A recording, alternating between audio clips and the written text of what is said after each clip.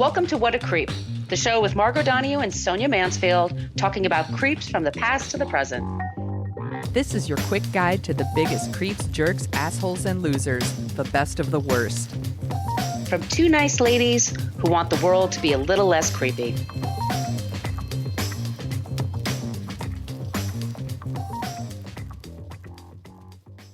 Welcome back to What a Creep. This is Margot Donahue, and my cohort in creepitude, as always, is the amazing Sonia Mansfield. Hey, Sonia.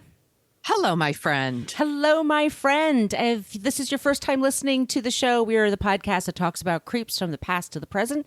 Today, we are talking about an organization that we have some issues with.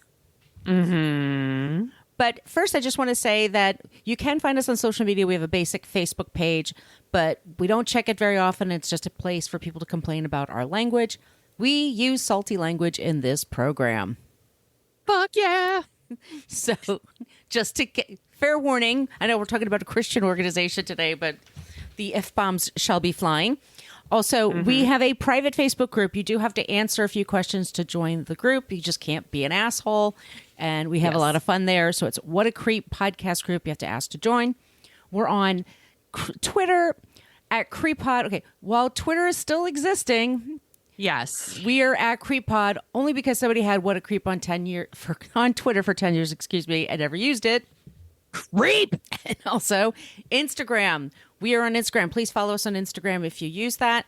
Our email, it's a basic old-timey email, is whatacreeppodcast@gmail.com. If you would like, comments, suggestions for creeps and non-creeps, or if you would like some stickers, we will pop them in the mail for you. So reach out to us, please, at our email there. And Sonia, do you want to talk about our website real quick? Yes, you can go to whatacreeppodcast.com, and it's everything you ever wanted. Everything. Oh my God. You ever wanted to know about the podcast, but were afraid to ask. It has links to all of our past episodes, and in those links are links to our sources too. There's links and links and links. We source every single episode. We're not just making this shit up, and we want to give credit where credit is due to the people that are doing the dirty work. So yes, that's where you'll find that stuff. There's also a link to our Patreon page. Before that, there's a link to our merch shop. Please. You can get you can, it's not too late for holiday stuff. T-shirts and face masks and all kinds of fun stuff. I was asked this week a few times where people could get merch, and I was like, the merch shop, here's the link. So do that. There's also a link to our Patreon page, and Margot's going to tell you more about that in 1 second. I just want to mention to the people on the Patreon page, I have designed our holiday card. It is ready. I'm giving you till December 10th to give me your address so that you can get a holiday card. So when you're in your Patreon, midnight, my time in San Francisco. If you're a Patreon member, message your address so that I can get you your card. It's super cute. It's adorable. Everybody drink. You want to tell them about the rest of the Patreon? Yes, I do. So that is a place where we have our first 6 seasons, and six whole seasons, y'all. And I've double, triple checked. They are only on the Patreon wall. Some of those episodes include Bill Clinton, Bing Crosby, Mario Batali, Woody Allen, Leona Helmsley, John Edwards, John Wayne, lots of Johns, lots of John Voight. I'm not kidding you. So they are there, and we totally appreciate that. We also put out 2 bonus episodes a month, and we also, just like I said, we give you a holiday card every year, but we also have a newsletter that goes out once a month. Yes. Instead, we're doing the card this month, but in January, you're getting the card this month. Yes. But in January, and Sonia writes the newsletter. She does a great job with that. People really enjoy it. So those are, that's a place you can go if you want to help out the show a bit more. But here's the thing. We understand if money's tight, if that's just not possible right now, we totally are cool with it. All we ask is maybe if you could just leave us a review wherever you get your podcasts, that would be amazing. Spotify, Good Pods, where it is, but especially in iTunes, if you could leave us a positive review, that would be amazing. I'd like to give a shout out to Ms. Resinhead from Australia. Okay. And she came across our podcast by chance, and now she's listened to every episode.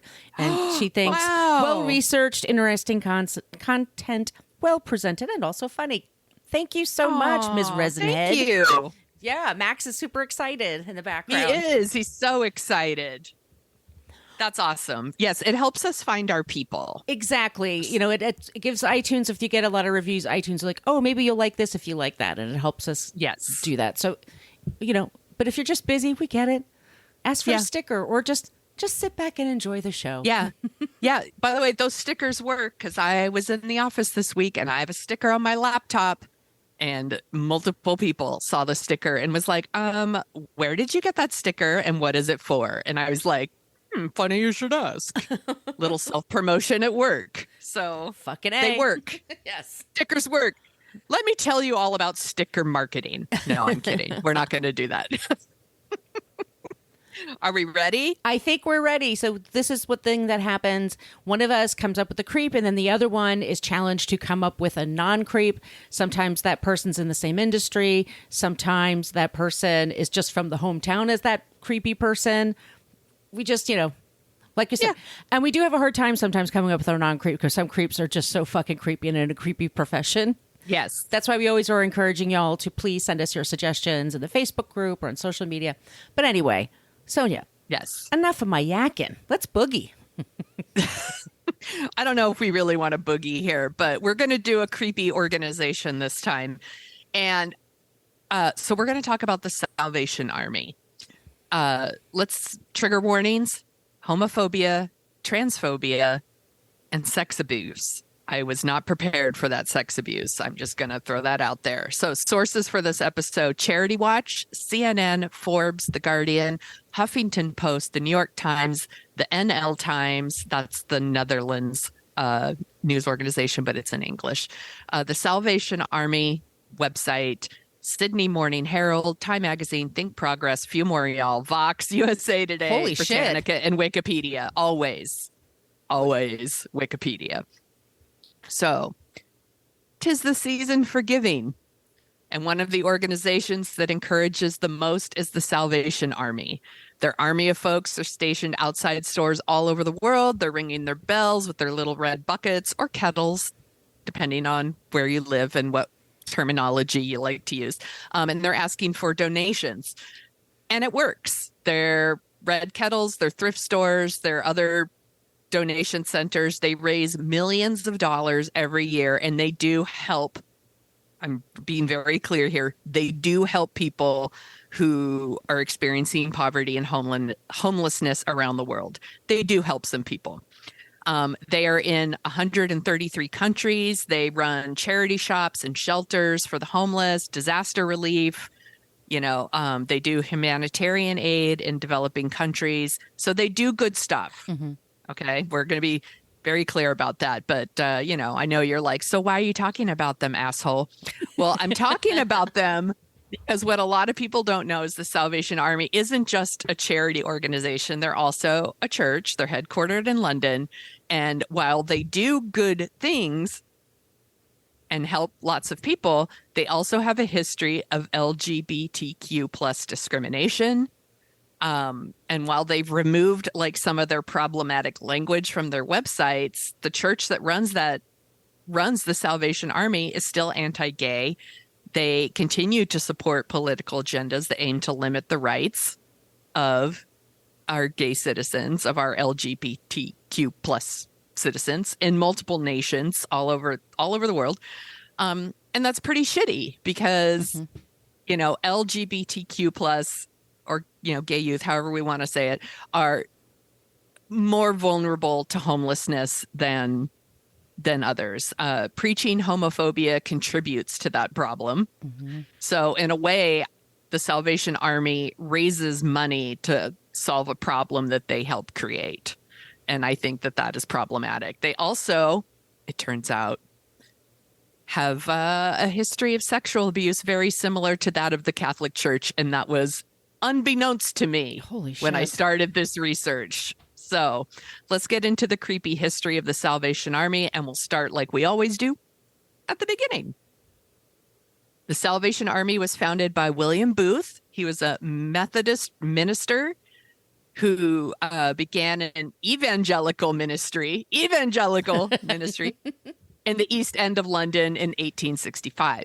He established mission stations to feed and house the poor, and then changed the name of the organization to be Salvation Army. And people who worked in that organization, they started doing like military ranks. So you work as a lieutenant or a major, things like that. And he by the way is a general for life. He's like, he was the big boss. Mm-hmm. And it quickly spread all over Britain, and then it went international.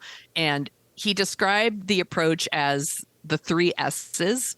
It was first soup, second soap, and then finally salvation. Okay. Like, it is all about converting people to Christianity, helping them, but also converting them. Yes, ministries. Yes, exactly. It's missions, like, yeah. It's what they do. I was curious about why the red kettles, and it turned out that in San Francisco, the Salvation Army, that's where they first did the red kettle, was here in San Francisco. It was one of their captains wanted to raise money for like a Christmas banquet dinner, and he sat outside and like had like a red bucket and was ringing a bell, and that's how they were able to raise money. And it just turned into a thing, and they would start doing it around the holidays to provide Christmas meals for the homeless populations of those areas. Those bells are so associated with the holidays. Like, exactly what that is and what that's for. I don't even think it's Santa anymore. I just think it's the Salvation Army. Yeah. And that's, they are so ingrained. Like, you see this stuff in movies all the time, on TV shows all the time. It is people, I don't even know if people think of it as the Salvation Army anymore. Right. It's just like a Christmas donation thing that you do. And, that money does go to like help people. So I don't want to insinuate that it doesn't, but it's everywhere. I still see those people, but they've got some bad stuff. So I'm going to start with this because this was all news to me. I had never heard any of this stuff. So from the 1940s to the 80s, the Salvation Army in Australia, they ran like 55 homes all across their country, and they sheltered like 30,000 children in those homes. There's a Royal Commission. This is a long title. Royal Commission into the Institutional Responses to Child Sexual Abuse. Oh, that's wow. A long ass commission name. But in 2014, they started hearing a lot of stories. So they did this big commission. And what they found out was that there was widespread sexual abuse in these homes. Oh, fuck. It often went unreported because the victims didn't think people would believe them. And then when they did report it, like, nothing happened. Like, they didn't do anything. Mm-hmm. Sounds familiar. So 13 former residents spoke with this commission, and they just shared these really fucked up stories of abuse. And if it's only 13 being public, there's more. So, they tell these stories of like, one guy said he was abused like over 200 times. Another person described it as a hellhole where they were afraid to go to bed, that boys would be taken to bathrooms to be abused. That Salvation Army in Australia ended up paying out private settlements to over 400 people. Holy shit. Totaling almost $16 million. Wow. Holy shit. Yeah. Oh my God. And it could have been more because the commission found out that they got out of paying some people under like technical defenses, things like statutes of limitations and, things like that to determine the size of the liability. So it's pretty fucked up. And this happens. Then it starts coming out more and more. So like there's this Australian woman in 2017 said that she got a settlement from the Salvation Army because she was repeatedly raped from the age of 3 to her early teens. Oh my In 2018, three more victims came out. They said they were sexually abused in the organization, and this was in the Netherlands. They said that multiple representatives knew about the abuse and didn't do anything about it. In fact, the officers were then transferred to other churches, which is something they do in the Catholic Church, and it's fucked up. And then since then, like, it's just coming out. It's like more and more. There's like a woman in Blackpool, England, who was raped by 4 men in the Salvation Army in 1999, and they were just recently found guilty. Another senior officer like molested a girl in Melbourne, Australia, and he still remains in the Salvation Army. Oh, Jesus Christ. Yeah. This is fucked up shit. And like, it's just now like starting to come out, and more of these. I honestly think we're going to be hearing more of these stories. And I'm like, I'm going to have to pay more attention. I didn't know any of this. So this was all news to me. It happened here in New York, or here, like I'm in New York, but you're in New York. It's happened where you are in New York too. A man recently accused former staff of sexually assaulting him when he was 16 years old. He was homeless at the time. Jesus Christ. Another woman in New York also spoke up, and she's pointed out the cover-ups. So there's all kinds of investigations happening. So this story is actually more ongoing than I thought. Because where I thought the story was going, well, I'll save that for the end. Okay. So let's get into the organization's history of like homophobia and transphobia. So this is a pretty detailed list. So in 1986, the Salvation Army of New Zealand, once again, they're all over the world, collected signatures against the Homosexual Law Reform Act. And I was like, what the fuck is that? So there was a law in New Zealand that made it illegal for gay men to have sex. Like, we have these laws, by the way. We do. But in this country too. In certain parts, it's ridiculous. And they're not really enforced. And every once in a while, somebody brings it up and they try to enforce it. Is bananas. It happens all the time. It's how they did all those raids of like gay bars. You're wondering why, and that was the reason they could do it. Like, oh well, they're having sex, so that's why we're raiding this place. Yeah, to scare people. Yeah. So New Zealand was getting ready to repeal that law, and the Salvation Army used their influence to collect signatures to come out against like repealing that law. It didn't work. They repealed the law. In 1998, the Salvation Army here in the United States actually turned down contracts with the city of San Francisco instead of giving benefits to domestic partners. Like, we would rather just like not help people than give gay people benefits. Right. Basically. Yeah, it was pretty fucked up. In 2004, the Salvation Army in New York City threatened to close down all of their services for the city's homeless for the same reason. They wanted to discriminate against gay people. Yeah, this was their thing. And they did a whole thing where they like petitioned George Bush to like make exemptions for them, to make it okay for them to discriminate. Like, they did it in Scotland. There was another one like where Scotland was trying to pass a law that would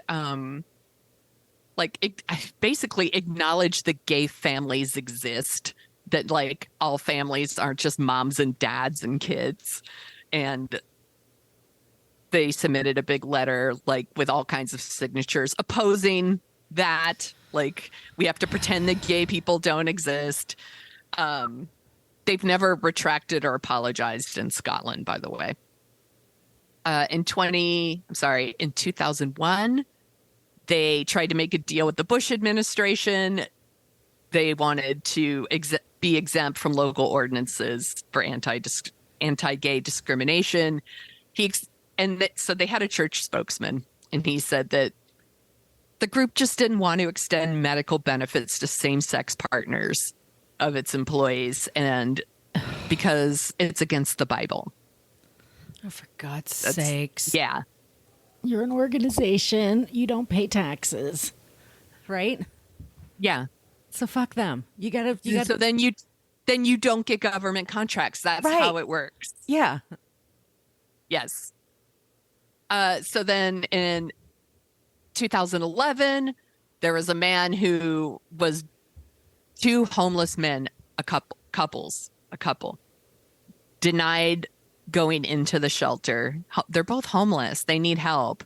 They want to go in the shelter. And the people there were like, you can't come in here unless you break up. Oh, Jesus. Oh, my God. They said that, they wouldn't let them in and they had to sleep on the street. Like Jesus would want them to, right? Right. Exactly. Assholes. And then the New York Times was like, what the fuck? So they like go out and talk to the Salvation Army and they were just like, well, it's against God's teaching, but what are you going to do? Yeah. It's Pray the gay away. exactly. Yeah. They do have a whole thing about it's a choice. You're choosing to be gay and you should just not be gay. Have you tried not being gay? Just not be yourself. Yeah, then we'll help you. Stop thinking about dick. Yeah. so fucked up. So stupid. Yeah. So in 2012, the Salvation Army that was in Vermont actually fired one of their employees when they discovered that she was bisexual. That's discrimination. And they, their spokesperson came out and said a relationship is between same-sex individuals is a personal choice that the people have a right to make. And we have, but from a church viewpoint, that's against the will of God. Let God handle it. Yeah. You know what I mean? Like, just, yeah.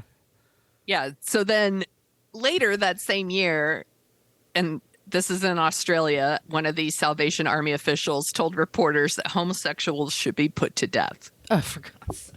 So that's the extreme, right? So this happens and people are obviously outraged because what the fuck? Like, it's so fucked up. There's a slight shift in the rhetoric coming out of the Salvation Army at that point. Because previous to this, you could just go to their website and it's like, being gay is a choice. And there were like all kinds of links to like anti-gay conversion therapies and things like that. And that's what they would promote. That was their thing. So after that, they're like, maybe we don't do that. So they remove all the links from their website promoting gay conversion therapy. They removed the section on the website that was actually called sexual addictions. And that's where it would talk about gay and lesbian, like bisexual stuff. It was all under sexual addictions. And then they put up some language that's like the Salvation Army does not consider homosexual orientation as a sin. We'll serve anyone who comes to our doors without discrimination. But their actions tell you something different. Right. Like there's the director of education and training at GLAAD, which is a very prominent like gay lesbian organization, said that they would advertise that they want to help that they're down to help gay people basically. But it's like the only thing that they would do. They had this weird, like almost like don't ask, don't tell policy, which is like, hey, if you just pretend that you're straight, you can get help. And it's like, that doesn't foster a safe environment for people. It contributes to a problem. So they weren't helping. They weren't helping. So in 2017, the New York City Commission on Human Rights actually got involved and charged one of the centers that the Salvation Army runs with discriminating against transgender patients in violation of city law. They were refusing to accept transgender people as patients. And then if they did accept them, they were assigning them rooms based on their sex at birth, not their misgendering them. Yes, exactly. Forcing them to undergo like physical examinations to like find out if they were on like hormone therapy or if they'd done any surgery. Like, On.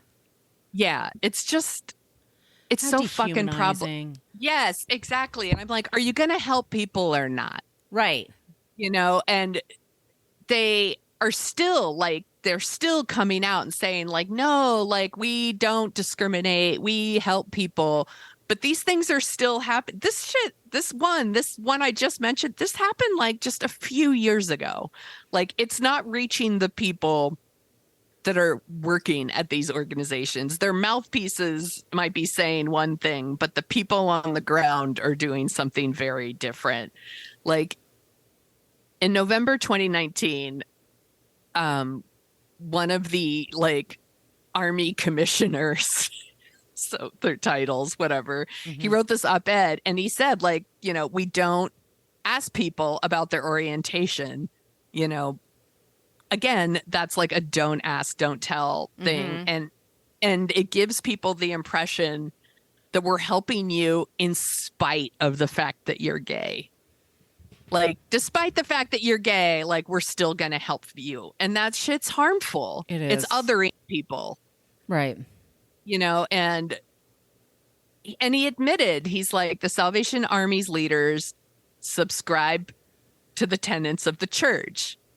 You know, and that's the traditional biblical definition of marriage between a man and a woman, that like being gay is a sin. You know, they are still part of the evangelical movement. They actively push an anti-LGBTQ plus rhetoric that harms the people that they're claiming they want to help. You know, the high rates of homelessness among youth are due to the homophobia that their families and their communities like kick them out for being gay. Right. And then they go to some place where like, well, it's salvation. They're supposed to help me. Yeah. And it's a government, they don't pay taxes once again. They take donations, millions in donations every year. They're supposed to help people. And they're like, well, I'll help this one, but not that one because they're gay. Yes. No, or you don't get to do that. Or we'll help them, but you have to pretend you're not. Right. They need to do more. It needs to be better. Like they can't just push out their fucking press releases and say like, no, we're for everybody. And then the people on the ground are still pushing that rhetoric because that's the rhetoric they push in their churches. Like, you know, I know we get a lot of shit about being like anti-religion. I'm not anti-religion. I'm really not. But I'm also like, when your religion infringes on the human rights of other people, that's kind of fucked up. And it's incredibly fucked up.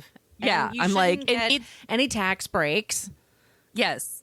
And you shouldn't be ringing those goddamn bells. You know, New York and San Francisco, pretty gay cities or gay-friendly cities, and you're taking our money, and then you won't help kids or homeless people? Yeah. The fuck is the matter? And then when you do, you have to you hide. need to pretend that you don't exist. And the sexual abuse and the like moving people around, and this is the same thing that's going on at the Catholic Church. And I honestly couldn't believe that this wasn't a bigger story, that I had heard this before. Maybe other people have heard it before and I just somehow missed it, but this was all news to me. Like more and more of these stories are going to start coming out, and we're going to hear more and more. This is very, very similar to the Jimmy Savile episode that we did last season. Like, as people start to tell their stories, more people will feel safer telling their stories. And I think that these numbers are just scratching the surface. And I think that about not just the sexual abuse, but the discrimination that people have felt at the other side of the Salvation Army. And that upsets me and makes me angry. And by the way, I'm not saying to people, be shitty to people who are ringing those bells. Like, don't just move by. Yeah. Like, Smile, move by. You don't need to confront them. They're just, Volunteers.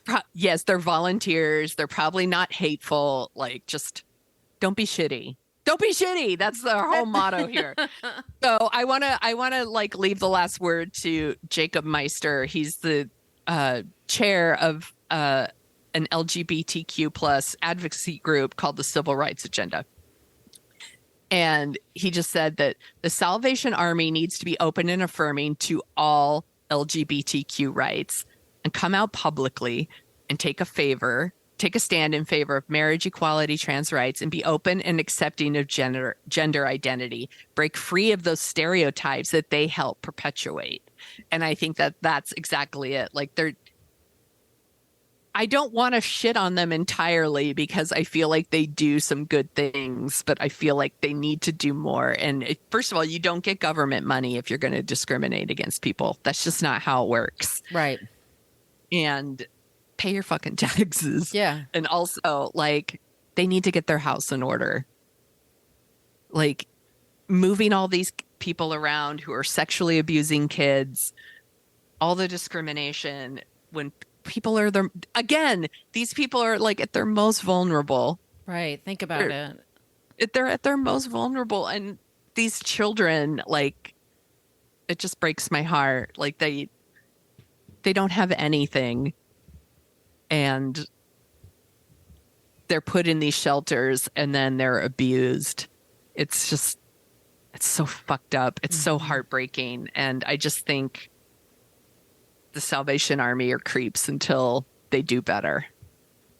Agreed. So that's our creep. Well, good job, Sonia. Thank you so much. That was illuminating, and I learned quite a bit. There's a lot there I didn't know about. I didn't know that either. But so let's take a quick break, and then we're going to talk about some organizations you can donate to and feel good about. Yay!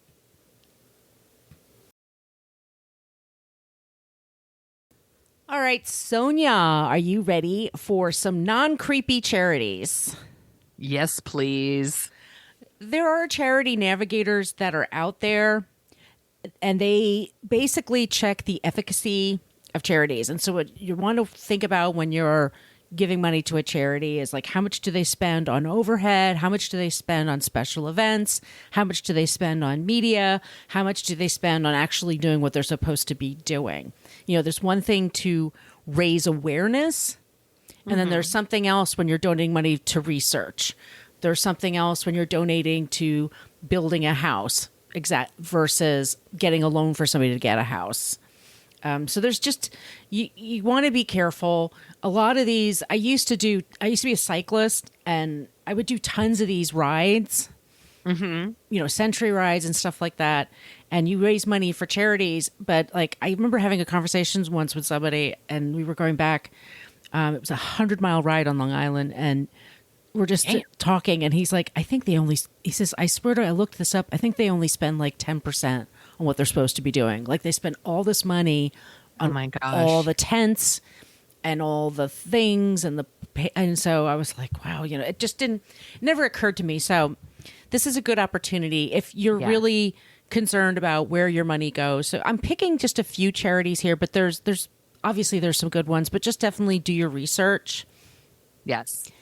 And Direct Relief is in the works in the U.S. and internationally. They work to expand medicine and healthcare by equipping doctors and nurses with life-saving medical resources. That's directrelief.org.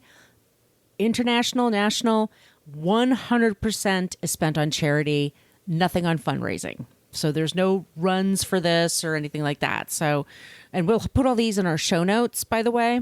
Yeah. Yes. Enterprise Community Partners. They have the breadth and scale of expertise to help support community development with organizations on the ground.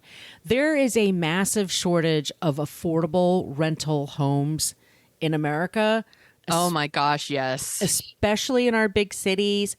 We hear about this from our friends in LA, all over, that there's all kinds of development going on, but it's for 2-3 bedroom condos.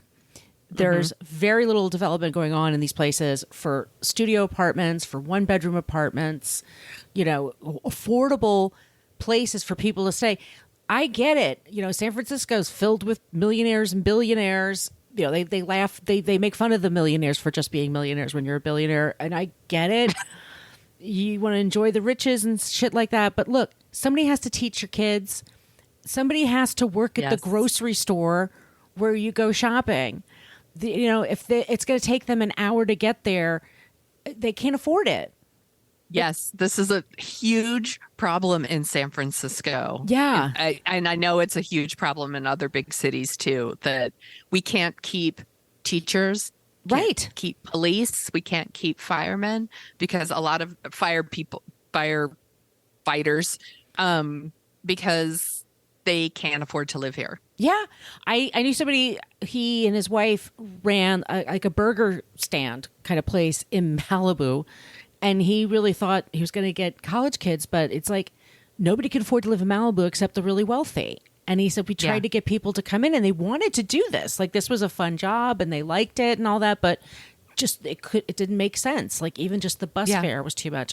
So Enterprise Community Partners, they work on investment capital, they work with local government, and they manage the community themselves. They've been doing this for over 40 years. It's solutions, capital, and community development under one roof. Once again, it's the only nonprofit that does this. That's awesome. That's a great one. Which is a really good one. There's MAP International, MAP. It is an international Christian organization that provides health and supplies to need around the world.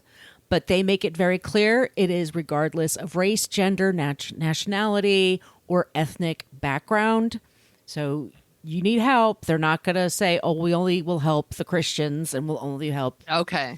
They do this all over the world. There's no questions there. That's all they do. And I want to recommend also the Rotary. This is in honor of my parents, Joe and Rose Donahue. They were both Rotarians. They are a global network, and they truly they're very hyper local. They really do work with their communities around the world to make just easy solutions. My dad and mom ran a thing in Reno. My parents lived near Reno, Nevada, and they went to the local elementary schools, and it was called Dictionary Day. And they bought dictionaries, and this is for kids, I think, in the first grade or second grade. And they would walk to the classrooms, and they'd give these dictionaries to the kids and said, you can write your name in the book because this is your book. And a lot of kids did not have books, did not have anything just, given to them. It was like such a big deal. But it's a part of getting kids to like reading and to learn. And it's and they do things like this for all over the country, just very local. So look up your Rotary. That's a good one. Yeah. It's I mean, it changed my parents' life. They were really, really passionate about it. And the last one I'm going to recommend, because we use it all the time, it's Wikimedia. And that's a community. It makes, people used to have to, you either went to the library and looked at encyclopedias and you had to wait your turn. Now that you can go online and have that kind of information for free is incredible. Yeah. And they really work super hard. Trust me, they work very hard on making sure the information is accurate. I have friends that, I've tried to post things in Wikipedia, and it's very hard to get like a new thing put in there, a new person or whatever. They are really critical of sources. They're which is a good thing. Yes, as they should be. Yeah. And so these are available. They're there for internationally. It's for around the world. And you can donate like $2 a month. If you use Wikipedia at all, because I know I use it all the time, but I donate more than that. But it just goes to help with that infrastructure, so you don't have to keep it free. And so that's something you could give somebody for Christmas or Hanukkah or whatever, just something that's a great idea. Yeah. So those are my suggestions. Let us know what yours are, the charities that you like. Please. That's a great idea. Share them in your group. Share them in the group. Yeah. Maybe. Everybody. That's a great idea. Okay, so that's the episode this week. Thank you all so much for listening. And if you like the sound of our voices, and by golly, why wouldn't you? when we're delightful. We're a goddamn delight. Sonia, we co-host a show called Dorking Out. We do? We do. We recently covered Hereditary. This is a little family drama called Hereditary. With Jennifer Ward from Mental Floss, and that was so much fun. She was a hoot. So fun. Yes. What are we going to be covering this week? I think it's a little more December appropriate. Yes, we are going to be talking about The Holiday, starring Cameron Diaz and Kate Winslet, Jack Black, and Jude Law. And that should come out, Sunday? Sunday-ish. It should be a really good, very festive. I've never seen it. Sonia's only seen it once before, but she just rewatched it and enjoyed it. I hadn't seen it since the theater, and I liked it more than I thought I would, to be honest. So I'm looking forward to talking about it. That's going to be our next episode. Next week, we'll have a new creep. I think it's my turn. I think it's going to be a journalist, but I'm still... Yeah. It's going to I'm intrigued. Tell me off mic. I'll tell you off mic. So, okay. Once again, like I said, reach out to us with your ideas for creeps and for non-creeps. All those social media places. We love it when you use the Annie Potts GIF. We got one from Ghostbusters, or pick whatever you want. Be clever. Yeah. If you want stickers, send us an email, whatacreeppodcast@gmail.com. Please join our Patreon page if you could afford to. We have some awesome episodes, like I said, behind the Patreon wall, or just leave us a review. We'd really appreciate it. Share your address too. Yes, be sure. Not on the review. Not on the review. On the Patreon page. On the Patreon page. Send us a message. Yes.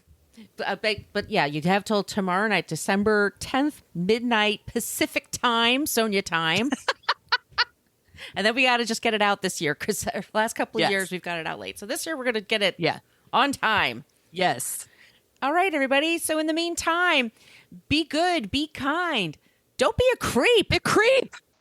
Thank you for listening to us talk about creeps. You can follow us at What a Creep Podcast on Facebook, Twitter, and Instagram. But don't follow us too closely. You can email us your creepy stories at whatacreeppodcast@gmail.com.